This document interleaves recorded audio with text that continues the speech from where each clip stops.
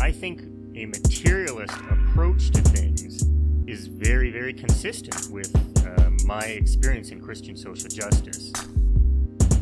I feel like the deeper I get into anarchist practice, the deeper my faith is getting at the same time. I would hope that, securing means of life for all would be something all people of faith would say, oh yes, that's at the basis of what we believe. Those who are most marginalized know the most about the true, the good, and the beautiful. To me, it's less that I think building class solidarity is a bad thing, as much as it seems like if you don't attend to things like anti-Black racism, that's always going to get in the way of building class solidarity, actually. And when you go back, you find that a lot of revolutionary grassroots participatory movements, the precursors to what you could call the barrio assemblies and these grassroots neighborhood organizations, a lot of these were sponsored by the church. What does it mean to say that the Christian tradition is internally contradictory and there are antagonisms there and you're always being faithful to some aspects and betraying other aspects? Welcome to the Magnificast, a podcast about Christianity and leftist politics. I'm your co-host, Dean Detloff. And I'm your other co-host, Matt Vernico. Matt, buckle up your Laudato seatbelt because Laudate Deum, Daniel, the Pope is back at it again, talking about the environment, climate change, giving us a whole new set of opportunities for puns, and I hope you're ready for it. I'm not ready for it, but here we are just the same. That's right, folks. Last week, we refreshed our memories a bit about the Pope's climate encyclical Laudato Si and the way it was connected with things like degrowth and dependency theory and all the things we like to talk about on this podcast. But this week, we have some big breaking Pope news. Get out your klaxons, your alarms, your sirens, your megaphones. The Vatican released Pope Francis's most recent apostolic exhortation, which is called Laudate Deum, which means praise God. And we're going to talk a little bit through it. It's not as long as Laudato Si, but it's already having a pretty big impact, I think, and lots of interesting things to say about it. Last time we pulled out some of Pope Francis's thoughts just around the economy and kind of maybe playing up some pieces of the document that have not been as prominent in, in the way that people deal with it and talk about it and take it up. And in Laudate Deum, he picks up a lot of those themes, so we can pull those out. And also, he's more crabby about it, which makes sense, because Laudato Si came out 8 years ago, and things have only gotten hotter and worse since then. So you're getting a crabby Pope this time around, and I'm here for the vibe. So in this episode, we're going to talk about Laudate Deum, and we're going to see what's changed and stayed the same in those last 8 years. It's a good vibe. The Pope is cranky. I'm cranky. We're all cranky here, and I think it's warranted in this example. Before we go any further, Dean, so our called shots last time were that he would talk about degrowth and Funko Pops, and what were yours again? That he was going to talk about peace and development. Yeah, peace. What else did I say? Even I thought he was going to say something about peace and war, how climate change affects the poor. And I can't even remember what the third one was. But Matt, what's the scoreboard looking like anyway? Not great. Well, for me. I mean, he didn't. Okay, hang on. So he didn't say the word degrowth, that's what I wanted. Mm-hmm. But he got pretty close. Especially at the very end of the exhortation, he does say a big mean thing about the United States, which I really do appreciate, and that's great. So that's good. He didn't say anything about Funko Pops, but again, the United States thing is kind of rolling it all into one. So I'm going to count that as 1 point for myself. Let's see, Dean, you got pretty close though. He did say something about climate change affecting the poor more. So that's that's at least 1 point for you. I don't know if the scoring system is here. He didn't really have anything to say about war though. So I think we're at one. We're tied at 1-1. That's right. Yeah, I was actually surprised to see nothing about war. Oh, and the other thing I thought would be there for sure was something about debt, the debt of countries in the global south. And there's nothing about debt in here. I mean, it's all on the margins, and it's not like Pope Francis hasn't talked about it elsewhere. But I figured because this document was released with the intention of kind of putting people in a different headspace leading up to COP28, the big UN meeting of political people and others that will happen in Dubai this year, I thought for sure he was going to take that as an opportunity to talk about the need to restructure debt, but he didn't. So those were actually surprises to me. I would have thought they'd be in there. He'll get it in the next one. That's right. Yeah, that's right. It was also he'll do Laudato 3. That's right. Laudato Deum. He also has been really stacking the Catholic media, so it's not like people haven't been busy with things to talk about. The one thing we're not talking about on this episode is the other piece of Pope news, which is the Synod on Synodality started on October 4th as well. The same day Laudate Deum was released. That's the Feast of St. Francis. And I don't know, probably we shouldn't talk about the Synod on Synodality until the very end. That's what I think. But it's been a wild month for the church. But I don't know, Matt, let's get into this document a little bit. So we've set the stage here. Let's do it. It's coming out ahead of COP28. It's been 8 years since Laudato Si. What's your maybe general impression? What's the vibe just coming off in a general way from this exhortation? Yeah, well, in the notes, Dean, you did write exactly how you wrote exactly what my vibe is, or you wrote exactly what the vibe I'm sensing is, and that is climate change is real, you bozos. That's exactly the vibe of this whole thing. It's just like Pope Francis is writing this, and it's like, listen, it's been 8 years, nothing has changed, it's gotten worse, and like there are still people out there who think this is like, a joke, and they're idiots. Not in so many words, maybe in more words than that actually, but you can sense a sense of like desperation, annoyance. There's some crabbiness for sure. It's a lot more terse. The language is not as flowery as you might find elsewhere. It's just like to the point. Here it all is. And things are bad. They're getting worse. And then he wants to know whose fault is it. And it's not the poor's fault. That's for sure. Yeah, exactly. I do think that is the general vibe of the exhortation. Being crabby, climate change is real, you bozos. There is a moment where he basically almost says that. He says something like, it might seem strange for me to be talking about this, which is so plainly obvious for everyone. But nevertheless, some people don't believe it. Yeah. Like, there's some pretty impatient words, and rightly so. Pope Francis is trying to take stock of a pretty alarming climate situation.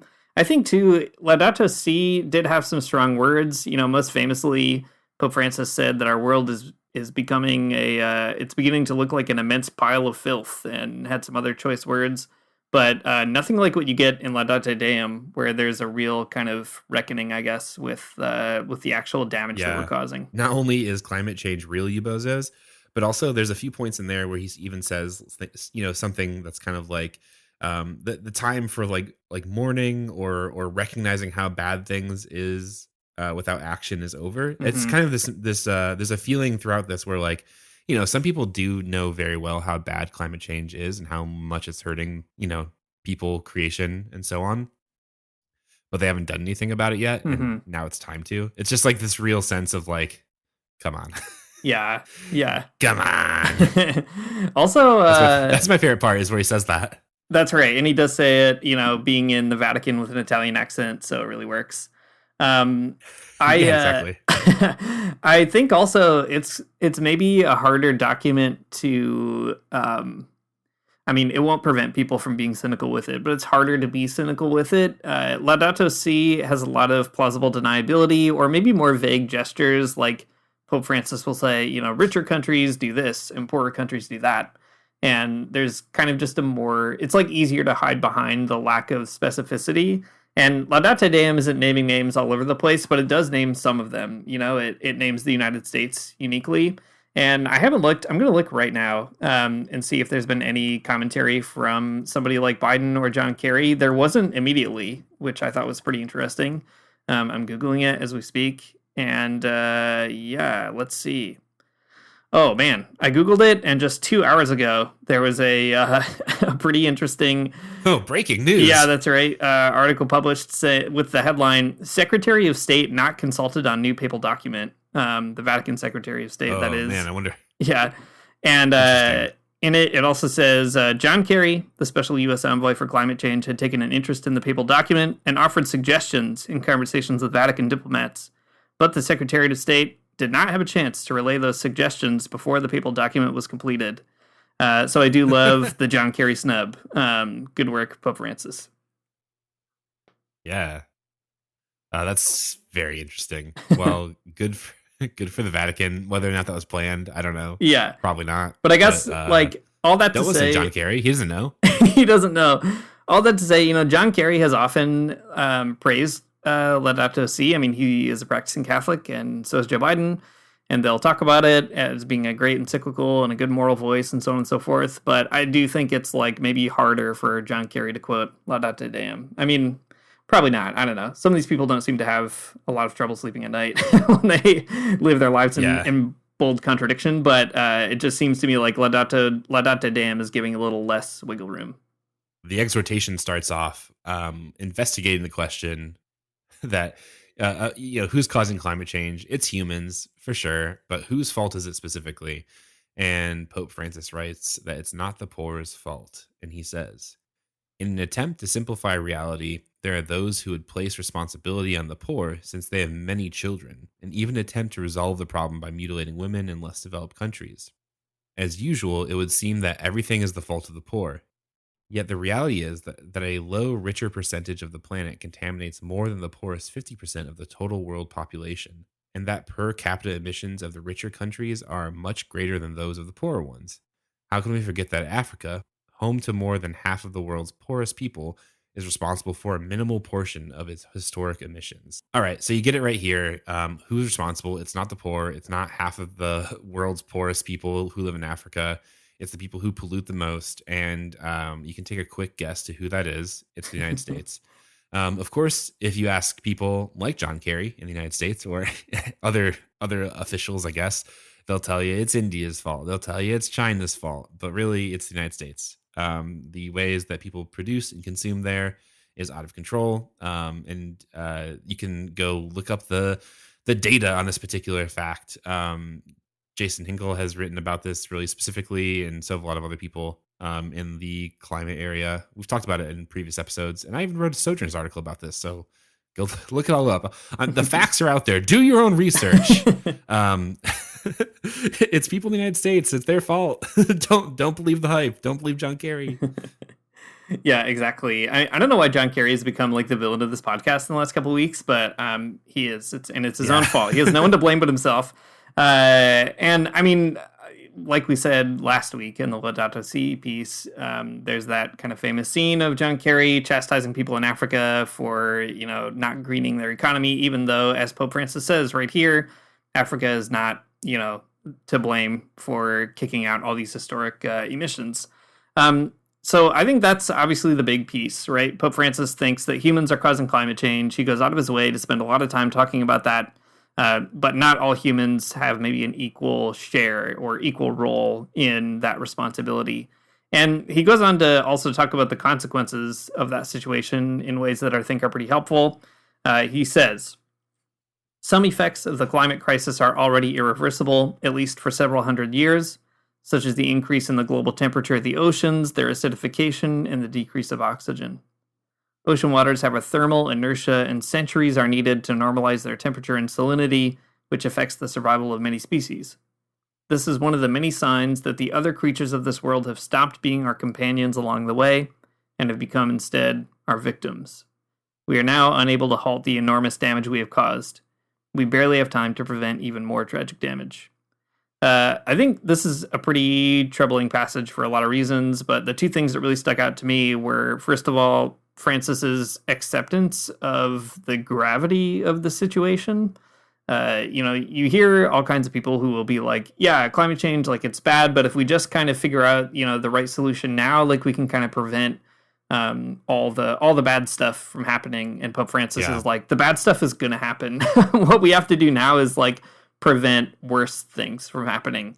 And I think that is very helpful to see him say that. And the other thing is, like, I couldn't help but notice in Laudato Si and even on the Feast of St. Francis, there's so much emphasis on Francis's kind of sibling relationship with the world, right? That the creatures are supposed to be our companions, our brothers and sisters. And what Pope Francis does in Laudate Deum is to present kind of like an anti-St. Francis vision. Like, that's what climate change is doing. Instead of having these other creatures as our siblings, they've become instead our victims, which I think is a pretty challenging word and kind of suggests a spirituality of climate change that I think is pretty compelling. There's about 13 other things I'd like to say about that particular point, but we'll save it for the book. Maybe you guys don't know, Dean and I we're writing this book about St. Francis and degrowth and all kinds of other things, and some ideas about this are especially pertinent to that conversation, but we'll talk about it off the air to protect our intellectual property. But what you're saying, Dean, I think is really important because I don't know, maybe not everyone might remember this, so I'll remind you, since that's the whole role of having a podcast. But the recent IPCC reports that came out, right? The big news in those reports was not that climate change could be turned around. The big news was that we are like locked into at least 1.5 degrees Celsius of like an average temperature rise. And it's not that like that can be prevented in any way, I think is the important takeaway from that particular body of literature. The thing that can be changed is how bad it will get. But I think that there's like, whenever you hear anyone talking about fighting against climate change, or, maybe if we could get our butts in gear, we could really turn things around, but you can't, in fact. There's 100% will be like irreversible, or not irreversible, but there is 100% will be warming temperatures that will only be able to be reversed, like, in an extreme grand scale. So I think what Francis is saying here is important because the situation is very dire. And I think to put it in this way really drives home that particular point. Yeah, exactly. And the link he makes to the economy is important here too. Like we said, climate change is human caused, but not every human causes it in the same way or has the same degree of guilt or responsibility for causing it. And right off the bat in the exhortation, he says, regrettably, the climate crisis is not exactly a matter that interests the great economic powers, whose concern is with the greatest profit possible at minimal cost and in the shortest amount of time. Which is, like we said on the last episode, a pretty standard line about the fundamental contradiction of capitalism, that profit has the capacity to grow exponentially and very quickly and so on, and nature does not have that capacity. And so there's this kind of rift between the economy and the natural world. And I think the fact that Pope Francis is able to kind of drive home the seriousness of climate change, the real stakes of where we are, and also to connect that to these economic causes is really essential. It helps us also avoid, I think, a trap that Christians can get into with things like stewardship language, where the idea is if we just kind of, steward the world a bit better, if we all kind of do our part or kind of change our relationship to the world around us, then that will sort it out. And by tying it to the logic of, the maximization of capital, the accumulation of capital, I think it just suggests there has to be a much stronger response from the Christian tradition than, stewardship or personal responsibility, even though those things are important. And even in Laudate Deum, Pope Francis goes out of his way to say, it's not that you can't do anything in your personal life, but your personal life is not going to be the thing that sorts it out. Yeah, exactly. Okay, so we have that piece on the table. Things are bad. Climate change is real, you bozos. And not everyone is equally responsible for it all. Great. That's a lot to have on the table already. But then the next piece of it actually is, I think, even more interesting, or it gets even more pointed. So all those things are the case. But what's going to get us out of climate change, you might ask, or maybe not you, but somebody might ask that, an imaginary person. These people that ask this question are not so imaginary that, it's technology. There's going to be some kind of technological solution to get us out of climate change. We're going to build more solar energy places and more wind farms and more bioreactors and stuff. And Francis has a lot to say about people who think that. And he spends, I think, a good chunk of this exhortation railing against the idea of technocracy, that if we just follow the lead of scientists, that we'll just we'll get around climate change in some way. And man, it is a really good part. Not only is there like a very interesting sort of philosophy of technology from Francis within this, but also, you can't read this and not be convicted by it. I think he makes some really strong points. So here's one place to kind of start this part of the conversation. So any type of green power technology, whether it's, wind or solar or whatever, it needs a battery, right? That's it. And batteries are not a green technology, as you might know, or maybe you might not know. And this is what Francis says about them. Without a doubt, the natural resource required by technology, such as lithium, silicon, and so many others, are not unlimited. Yet the greater problem is the ideology underlying an obsession to increase human power beyond anything imaginable before, which non-human reality is a mere resource at its disposal. Everything that exists ceases to be a gift for which we should be thankful, esteem, cherish, and instead becomes a slave, prey to any whim of the human mind and its capacities. This is a good place to start, I think, because all of these things that exist in nature that you might need for a thing like a battery or, other types of components for other, electrical commodities, goods, products, whatever. Electric cars, all that stuff. Everything is yeah, totally. It's all commodified, and you're not taking it seriously. But what he says is even worse than like the material reality of just extraction. There's also this underlying ideology about human power to kind of like overcome any problem, and it's like bonkers because it's like I don't know, just like what he says. It's like you're enslaving the planet. It becomes your prey. It's like it's not like a thing that you coexist with or is co-constitutive to you as a human being or creature on the earth. It's a thing that like, you become master over and then exploiter of. So not only is extractivism a problem, but the ideology that makes extractivism a thing is even more of a problem. Yeah, there's a lot of kind of like an implicit theory of like finitude and a real strong criticism of technology in here that I think is really powerful. And it extends and repeats a lot of what was already said in Laudato Si. Things that I think people forgot are in Laudato Si are especially a pretty strong critique of things like green growth rhetoric and the idea that technology will save us, or that if humans just kind of put their heads together, they can start it out. I always think of like, I feel like it's maybe every 3 months I see a new article about how Bill Gates wants to like blot out the sun with some bizarre cloud machine or something.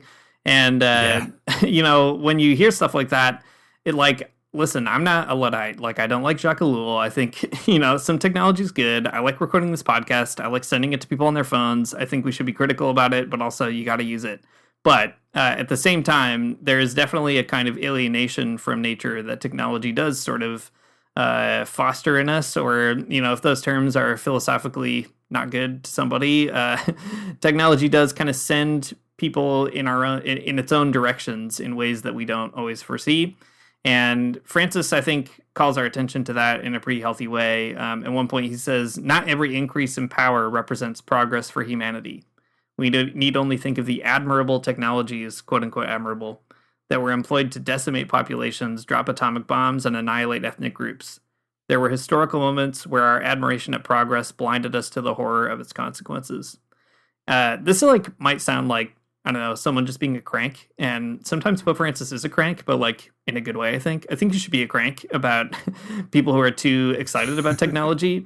It's a pretty common trope. I mean, anything you ever read in media theory, like the first thing you're going to learn is that all the stuff you like in your life is probably like not that far descended from somebody trying to kill somebody else. Like we talked about a long time ago on this podcast, Paul Virilio, for instance, has these really interesting links between the mechanism used to fire bullets at a rapid pace in a machine gun and the mechanism used in a projector or a film projector to kind of show you movies, right? So there's these kind of like weird ways that technologies, I don't know, like they get civilianized, but they also carry these violent capacities, and in the other direction too, right? You can invent something innocuous and then it goes on to become a pretty violent weapon or apparatus for violence. And I think there's something important about saying that in the context of the climate crisis, when Bill Gates is talking about like blotting out the sun, I don't know, like maybe that's something people should do, maybe not, but I just like don't trust Bill Gates to have the moral capacity to figure it out, and Pope Francis is, I think, encouraging us to have a more critical eye toward those kind of technocratic solutions. Like, it's kind of one of those jokes, like there's that trope in philosophy that people would rather imagine the end of the world than the end of capitalism. And I think there's kind of a similar thing here where people would rather imagine kind of sci-fi scenarios where, we create a big cloud machine that lets us all live, outside the sun or whatever for a little bit until we can figure out what's going on down here, instead of like rejigging our economy so that we can just lead like a normal life and also enjoy the sun and so on. So it's a good word, I think, trying to tie together the economistic critique here with the technological critique.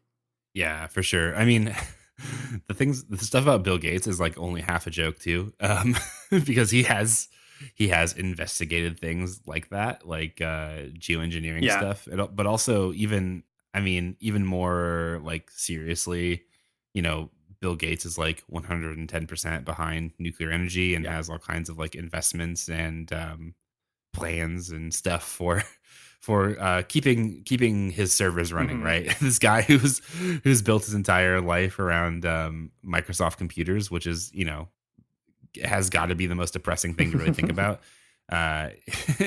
He's committed to existing through climate change, through nuclear power. I guess like that's part of like the silliness of technocracy, though, is that like these are the people who like we're entrusting our future to, that like the Bill Gates of the world, who really just wants his server farm to exist through climate change. Like that's who we have to count on for for ideas around saving the planet. There's a few other places within this section, within the exhortation, where Francis specifically points towards democratic solutions, to subsidiarity as an idea about local control around climate. And I think that can't really be overlooked. That, capitalism is the problem for sure. The particular spiritual malady that's at the bottom of like these ideologies is important, but also Francis sees technocracy as bad, and democracy is good. So take that, Tread Cats. Sorry. Yeah, I think that subsidiarity piece is really important too. Something that we talk a lot about in the Catholic development world that I think is good is that local communities usually know how to take care of their communities best. I think that kind of logic does have its limits. I mean, sometimes local communities don't know what to do or what they're doing. But when you think about like indigenous communities that have existed for centuries in a particular bioregion and know how to live with it and in it and so on, it's best to sort of be like, all right, they obviously know what they're doing. They don't need a Bill Gates solution to figure it out. And I think that is really essential to kind of recognize too that that's a harder path to follow. Like, kind of placing your bets on, millions and millions of communities being entrusted to take care of their own watersheds or kind of derive political existence from their environment, I think is a pretty big bet to make. And it's not the only tool in the toolbox, like Pope Francis does say also in Laudate Deum that international state relations are the key to sorting it out, because the problem is so huge and it scales up. Like, you can't have a kind of anarchist retreat into localism, but nevertheless, there is this important moment for being like, local folks do know how to live with their own environments in a way that, you just like when you're at a COP meeting or something, that's like not the kind of thing that you can enter into in your imagination. And there's a severe disconnect there too.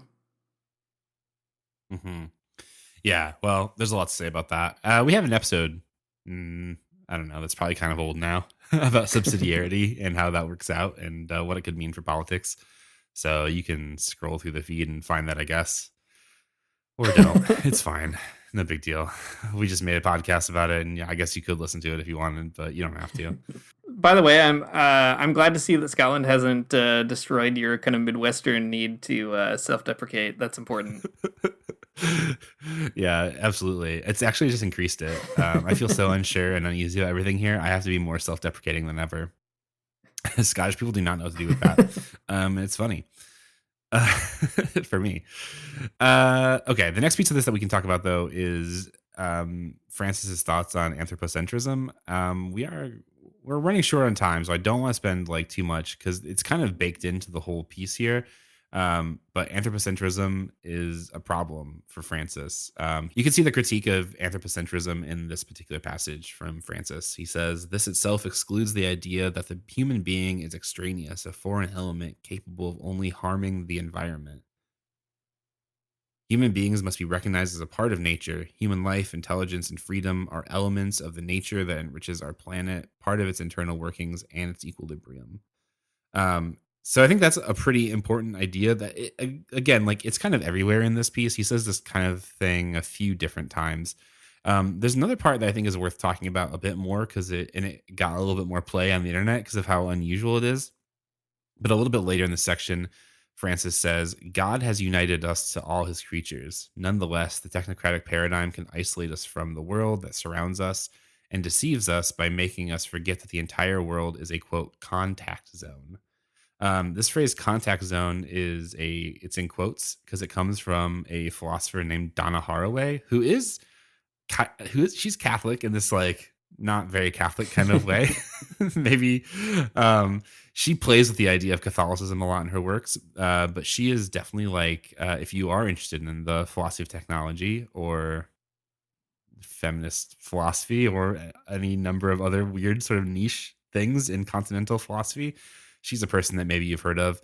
But she is quite famous for writing a book called The Companion Species, where she's writing about how weird it is that humans have pets.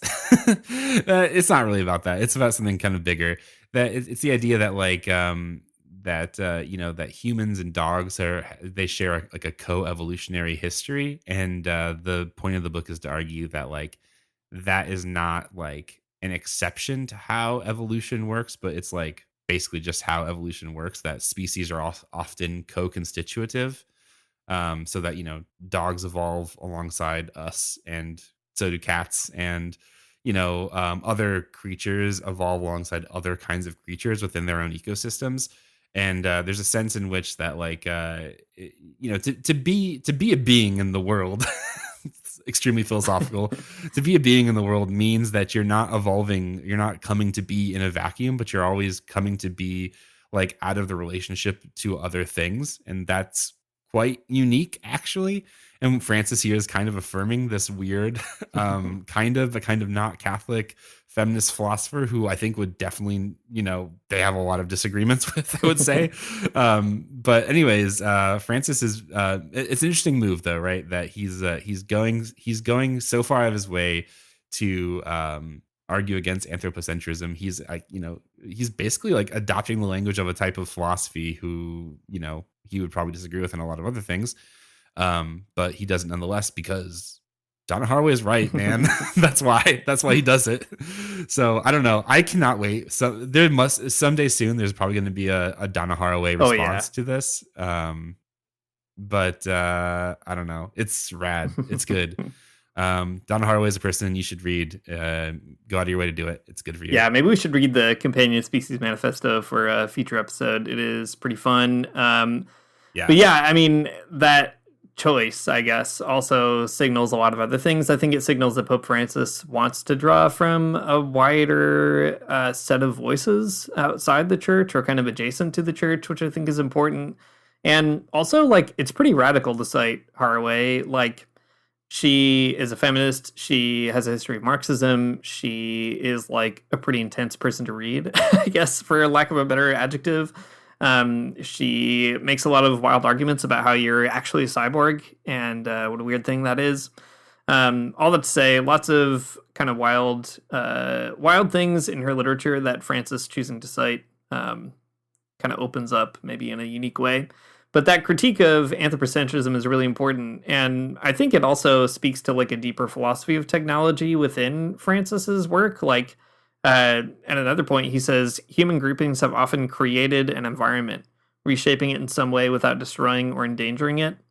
That is actually a pretty like profound media theory insight. I talk about this guy, Peter Sloterdijk, a lot in this podcast, who, again, has a lot of bad right-wing politics, but he is very obsessed with this idea specifically that humans create different environments, and I think he's probably right about that. And it's cool to see Francis, I guess, sort of entering into a conversation around how we mediate the world and how we interact with the world. He's doing a lot of things in Laudate Deum. He's talking about the environment, but he's connecting it to other things. He talks about AI in this document. He talks about kind of the challenges of the green revolution for things like jobs and so on. So it's cool to see him maybe reaching out and borrowing from a lot of sources to boost that case for why Catholics and others should really get involved here. Yeah, for real. We could talk a lot more about this, but let's keep going so we can get through this whole thing. The next section is about multilateralism and international politics, and man, another one where he kind of knocks it out of the park with some interesting ideas and borrowing some phrases and ideas from other people. But before we get there, let's say this. This is where he starts. It continues to be regrettable that the global crises are being squandered when they could be the occasions to bring about beneficial changes. This is what happened in the 2007 to 2008 financial crisis, and again with the COVID-19 crisis. I think this is such an interesting point because he is being really optimistic, really hopeful, I guess, that the idea that there's like these ruptures could become something important for something else, but he's just like, it sucks because they didn't, and everything is always just sort of back to business as usual. But a good point nonetheless. Yeah, I mean, there's something kind of heartbreaking about it. In Fratelli Tutti, Pope Francis's other big encyclical, he talks about this exactly. He wrote it during the pandemic, and he has a lot about crises and what crises are for and what you can do with them or not do with them. And he kind of makes a plea and a bet in Fratelli Tutti by saying, if we really took advantage of the crisis of the pandemic, we would find our bonds of solidarity strengthened. And if we fail, if we squander that crisis, then we're going to find that it does even more damage. You know, it erodes what is already a pretty small spot for solidarity. And it is pretty sad to see Pope Francis being like, and that's what happened. Like, we didn't do that. So that's tough. But nevertheless, I mean, we'll talk about what he thinks about hope in a minute. The key, though, is that the fact that state actors especially haven't dealt with crises in an important way doesn't stop him from imagining what they ought to do and making some recommendations that I think are pretty, I don't know, sensical. He says, for example, there's kind of a lot of failure in the document that he records, like, you know, the COP conferences at the UN have failed to address climate change. State actors have kind of reneged on their commitments, and they're even when they do something good, they tend to kind of half-ass it, you know, and that's not so good. But he does say that, like, even in the failure of states to act, nevertheless, there are some pretty important spaces outside of that. He talks about multilateralism across states, but he also has this kind of interesting passage where he says, in the medium term, globalization favors spontaneous cultural interchanges, greater mutual knowledge, and processes of integration of peoples, which end up provoking a multilateralism from below, and not simply one determined by the elites of power. The demands that rise up from below throughout the world, where activists from very different countries help and support one another, can end up pressuring the sources of power. It is to be hoped that this will happen with respect to the climate crisis. For this reason, I reiterate that unless citizens control political power, national, regional, and municipal, it will not be possible to control damage to the environment. I think that is pretty great, and like a call for a legitimate people's government. I think we have to be honest about that. Mm-hmm. And the fact that it's a sort of call that's made with reference to international solidarity is really important and impressive, because, you know, the easy thing would be like, okay, the Pope, he's a big player in a big institution. And it would be easy to just say, okay, as that big player, he's going to make an appeal to other big players and other big institutions, and they'll kind of all sort it out at the top. And instead, what you get in this document is like, listen, those big players have failed, and like they're going to meet again, and probably they'll fail again there too. And what you need to do in light of that failure is make connections outside the top. Like, we're not going to get saved by the elected officials or unelected representatives of power bodies, and we kind of have to figure out a way to make those structures accountable to actual people, to citizen control. I think that is like, I don't know, if there's anything that comes out of Laudate Deum, I just really hope that that's a passage that people can keep boosting and amplifying. Those are the kinds of things that Pope Francis says that get kind of lost in other stuff in documents that he writes. I guess because it's like harder to operationalize and more politically radical, but for that reason, all the more important to insist that, like, it's there. The Pope was calling for people's government. You got to find a way to actionalize that call. I don't know if that's a word, but I'm using it. You got to actionalize it. I've been learning a lot of French, and they have a lot of words like this, so that's what we've got to do. Yeah, I mean, I think I would I would go along with actionalizing it. That sounds okay to me. You're right though. Anyways, the people's government from the Pope, it's from his mouth. You can't argue with it. It's in there at least, and it is very interesting. But it'll probably be one of the forgotten the forgotten sayings of Pope Francis later on. Okay, so we've got the people's government. We've got Donna Haraway in the mix, and this next part I was actually kind of floored to read, given the relationship of Catholicism and the Vatican to postmodernism. But here we go. He says, postmodern culture has generated a new sensitivity towards the more vulnerable and less powerful, that is, the woke culture. This is connected with my insistence in the encyclical letter Fratelli Tutti on the primacy of the human person and the defense of his or her dignity beyond every circumstance. It's another way of encouraging multilateralism for the sake of resolving the real problems of humanity, securing before all else respect for the dignity of persons in such a way that ethics will prevail over local or contingent interests. I don't know, the reference to postmodernism making a new sensitivity towards the more vulnerable is such an interesting claim, and it seems true in some ways, at least. But anyways, the larger point about encouraging multilateralism here along those lines is also a pretty interesting thing. I don't know. It's hard to imagine, I think, a pope besides Francis saying this stuff like before now. It's just like it's all a particular experience that we're having together, and it seems like nothing like this has ever quite happened before. Yeah, well, I think I've said this on the pod before, but the way I read the last three popes, you get John Paul II, he's the Husserl Pope, the phenomenology Pope. Pope Benedict, he's the Habermas Pope, pretty nervous about postmodernism in general. And by the time you get to Francis, you get the Levinas Pope, the guy who's really concerned about the other. And I think we finally did it. We finally got there. Scared of what will happen. Oh, man. What? Yeah, extremely afraid of the next Pope. Yeah, I mean, it's interesting, too, though, that, like, one thing that Francis says that maybe is out of step with postmodernism in a good way is that there is still a kind of role for institutions to play, and there's a role for politics to play. And in fact, he says, it's not a matter of replacing politics, but of recognizing that the emerging forces are becoming increasingly relevant and are in fact capable of obtaining important results in the resolution of concrete problems, as some of them demonstrated during the pandemic. The very fact that answers to problems can come from any country, however little, ends up presenting multilateralism as an inevitable process. And I think that is pretty interesting, right? That, like, yeah, you should have a sensitivity to the other. We should be kind of building up civil society organizations and so on. But that's not like in the absence of politics. And in fact, it should suggest a better politics, which is something postmoderns are always notoriously kind of nervous about. So cool to see him, moving past that limitation at least. Yeah. Man, now that you said that he's the Levinas Pope, that's all making a lot more sense to me. I feel like that's extremely right. There's got to be there's a PhD dissertation out there. I'm sure that is exactly this point. Yeah. But I think it's a strong case.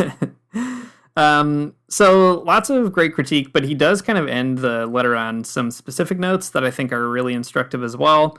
I should add too, he does have some pretty funny words about like the multipolar world that we live in. He calls for greater dialogue and kind of a realistic assessment of the fact that people do need to talk to each other because there's not just one power throwing everybody around anymore, at least not in the same way, namely the US. So I don't know. I'm not a multipolarista, but for those that are, I guess Pope Francis offers also a good sobering word to be like, people have to learn to talk to each other, not just like be pissed. Anyway, speaking of multipolarism and multilateralism, COP28 is about to happen. So COP meetings are called, it's called that way because they're Conference of Parties meetings, COP. They're organized by the United Nations, and they are kind of like spaces for world leaders to talk about the environment and climate change. They've been going on since the 90s. And the 28th one is going to happen this year. It starts at the very end of November, but mostly in December in Dubai, which is an incredibly weird place to have a big meeting about climate change. But I guess that's what they're going to do. And Laudate Deum is released for sure with the intention of trying to shape the discourse that happens there. And I think the fact that he is calling out a specific conference is really good and important. Again, there's just less kind of vagueness around it and some more direct words. I mean, he's spoken out kind of in different ways at other COPs. He had a pretty strong address actually at the COP that happened in Glasgow several years ago. But in this case, you can see him really, pushing on the gravity of the situation toward the COP28 meeting. And I think there's lots of reasons to be cynical about it. Probably should be a little bit cynical about it.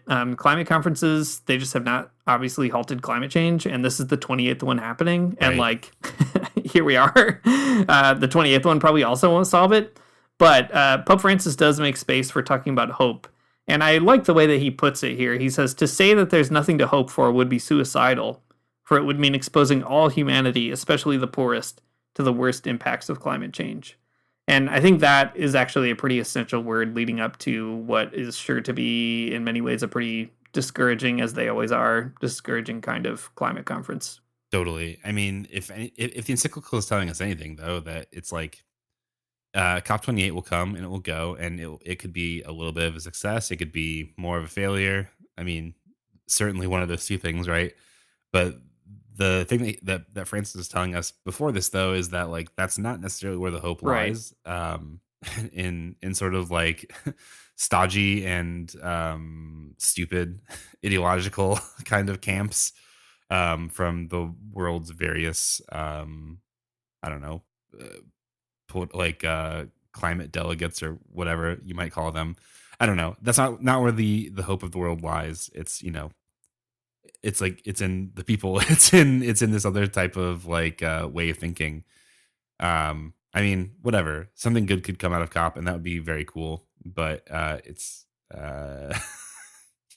But anyways, that's not like the main attraction, I guess, in this whole thing. Yeah, and I mean, he goes out of his way to actually even like he walks through them kind of piece by piece too about like what was good about Kyoto, what was good about or what was bad about Glasgow, and then maybe something more will come out of it. But it's like I guess the way he talks about it is just like you get the feeling that it's not the way that the world will sort of like deal with climate change. He was talking about like the failure of the Paris Accords and all of this other kinds of stuff, and you get the feeling though that you have to pay attention to this because this is where important things happen, but it's also like not where everything will be solved because the problem is so much bigger than anything that can be solved at something like COP28. Exactly. And I mean, I guess one thing that he tries to do is tie those COP meetings to external political pressures in a way that's helpful too. So it's like, yeah, you're not going to get what you need out of the COP meetings, but you could actually get stuff that you wouldn't get otherwise if you didn't engage in a way that matters. Yeah. Like, the most recent thing that we got out of the last COP in Egypt last year is the establishment of a loss and damage fund, which is kind of like a climate reparations fund. And it is insufficient. It's not good enough. It's, lots more to say about it. It can definitely absolve state actors from actual responsibilities and structural change and all that kind of stuff. Like all those risks are real, but also like they could just like not have any money go to the poor, and it's not to accept the Band-Aid as a solution, but just to say, like, the key is to not kind of turn your nose up at reforms, but to figure out, okay, how do you get a reform? But more importantly, how do you kind of push the reform beyond the ceiling that the reform tries to establish? And I think Pope Francis is actually kind of pushing in that direction. Like, how do you make a reform a non-reformist reform? And that really depends on political pressure outside those spaces. A lot better way to say it than I did. So I appreciate that. All right. To round this episode out, let's take a quick turn here and kind of talk about how Francis ends the exhortation, because it's in a very interesting way. So he talks about multilateralism and talks about COP and all this kind of stuff. He turns his eyes specifically to the United States and says, you United States in particular are bad. And I do love that. So I'm going to read this and we can talk a little bit about what's happening in it. So Francis writes, efforts by households to reduce pollution and waste and to consume with prudence are creating a new culture. The mere fact that personal, family, and community habits are changing is contributing to greater concern about the unfulfilled responsibilities of the political sectors and indignation at the lack of interest shown by the powerful. And then the next paragraph, he says, if we consider that emissions per individual in the United States are about 2 times greater than those of individuals living in China and about 7 times greater than the average of the poorest countries, we can state that a broad change in the irresponsible lifestyle connected with the Western model would have a significant long-term impact. As a result, along with indispensable political decisions, we would be making progress along the way to genuine care for one another. Okay, this is important, I think, for a few different reasons. Specifically because, I mean, the United States is bad, but the thing that he's drawing out here is really important for people in the West, for Catholics in the West to read this, for anyone in the West to read this. That reusing, recycling, it's all great. Reducing too. You gotta get that one in there. Reducing, reusing, recycling. We love them. They're great. Please do it. It can't be bad. Changing your community habits is even good. But the thing is that even at the end of the day, people in the United States are living like far outside their means, their bounds, outside their climate budget. And that if people in the West could just simply stop doing that, it would be a big deal and it would be good for everyone else in the entire world. Mm-hmm. And so, first of all, this is great because this is the degrowth Pope this is the degrowth Pope moment, and we're finally getting it. And this is where I'm claiming my 1 point on the scoreboard. Degrowth means not a reduction in consumption and production for everybody, but a reduction in consumption for the people who are producing and consuming the most, and then reorienting the rest of the world along those lines. All that to say, I think this is interesting that he does specifically. He you can say things about the poor, you can say things about the wealthy and the economic system, these abstracts, but I think it is really interesting to say specifically the way that people live in this country is bad, and that country is the United States, and it's just an interesting move. It's a little bit more pointed than the rest, I think. Yeah, I think so too, and also, I can't help but read that as something that has emerged after the last COP as well, because that was a huge talking point among rich Western nations at COP27 is like, why are you pointing your fingers at us when you could be wagging them at China and India, who are producing, more emissions on the whole or whatever in all these different ways. And it was like insane because all these activists and scholars went out of their way to point out both this point that per capita emissions in the US are actually astronomically higher than in even those countries, not to mention poorer countries, but also the emissions cost per capita is even higher than we record in the US if you consider the fact that much of the emissions in China and India are happening because they're fulfilling consumer demands that are made in the United States. If there weren't those demands, there wouldn't be the production. And I think that's interesting to see, too, that Pope Francis is kind of paying attention, it seems like to me, to the rhetoric that Western and wealthy countries are using to sort of pass the buck or absolve themselves or find somebody else to make climate change their problem as a way of ignoring their own role to play. And I get it. Reducing your consumption is hard to do. And honestly, probably most people listening to this podcast probably already don't consume a lot comparatively, right? That is, I would just assume the case. We're really talking about an appetite for consumption that the U.S. foists onto especially people with means, but also exports all the way around the world and just tries to kind of create a culture of accumulation. And I think it's important for Pope Francis to be paying attention to how those countries are trying to ignore their big role to play in the climate crisis. Yeah, totally. And it's not necessarily to demonize any one person. I mean, it could be. But John Kerry. I guess what I'm it's John Kerry's fault specifically, I guess, is what I'd like to say. But also the other point is that it is a culture of consumption in the United States. So much that if you live in the United States, it's kind of unavoidable. It's not you could live outside that particular way. I mean, you could try. There's a particular lifestyle that maybe you could cultivate over time and with your community where maybe you could escape the orbit of some of that those bad consumptive habits. And that would be really cool and a worthwhile project. Don't let me tell you otherwise. But in a lot of ways, I mean, you're like inculcated with it, whether you like it or not, because you live in a city where you have to drive necessarily so, right? Or you have to go shop at Walmart or whatever. There are all kinds of ways that we're brought into the system of production and consumption against our will, and there's nothing you can really do about it besides the Pope's people's government. But, you know, it's a bad system, the United States, I gotta tell you. But it's not like every individual in the United States is at fault for it, but we all do participate in it one way or the other. So it's like, you know, the problem is multifaceted, and also the way that who exactly is responsible is also distributed in a different way than you might think. Right. Yeah, exactly. Well, we're reaching the end here, Matt. Laudate Deum, what do you think? On a scale of 1 to 5, knowing all the other exhortations that you've read and loved, where does this one rank? How do you feel about it? What's your final parting thoughts about this exhortation? I like this one a lot. Laudato Si is cool. Don't get me wrong. Fratelli Tutti, it's good. But Laudate Deum is just like it's very pointed. It's very crabby. It's like, to me, it's like the most real thing that the Pope has written. And by real, I mean like most like human thing that he's written. It's not like overly theological, even though it makes some really profound points. It's just like, there's a big problem and we should really confront that problem in a serious way. And people who don't are bad. And that's kind of the moral of the story. I don't know. It's not overly theologized. It's not over the top in any way. It's just extremely like, this is how it is, and I'm the Pope, and I'm going to tell you about it. And I think that's great. So far, this is on the top of my shelf.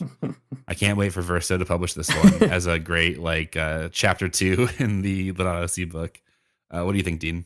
I agree. I think people expected, and I expected, that the document would be a lot longer, would have a lot of other things in it. And I think that even there might have been a sense of some disappointment, or that's kind of what I sensed in some of the discourse, that it wasn't as long as some other exhortations even have been. I mean, exhortations are usually not extremely long, but they can be a lot longer than this.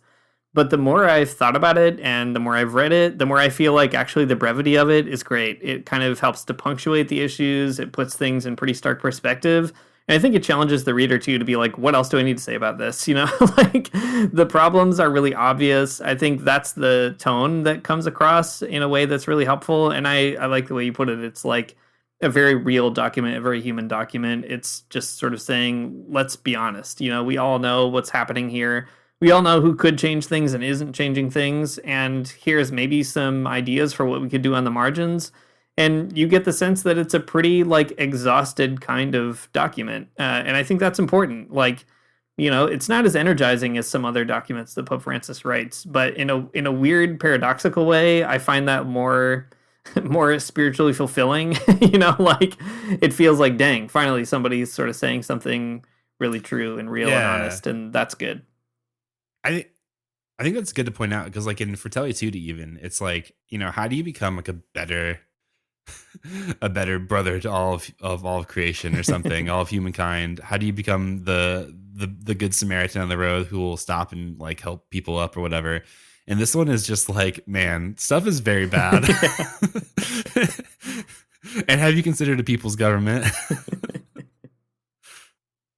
Thanks for listening to the Magnificast. If you like what you heard and you want to support what we do, you can find us on Patreon at patreon.com/themagnificast.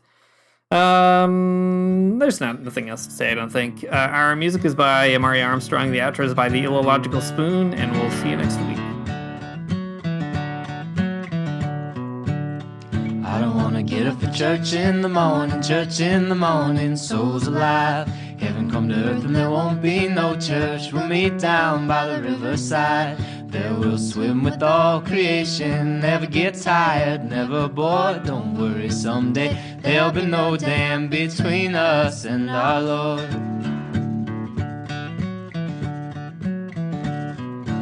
Jackson, keep your hoods up. Keep your hoods up and you stay up late. Jackson, you keep your hoods up. Well, you keep your hoods up and you stay up late.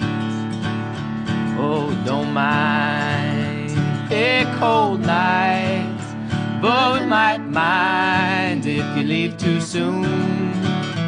So come on now, it's still early. At least I would have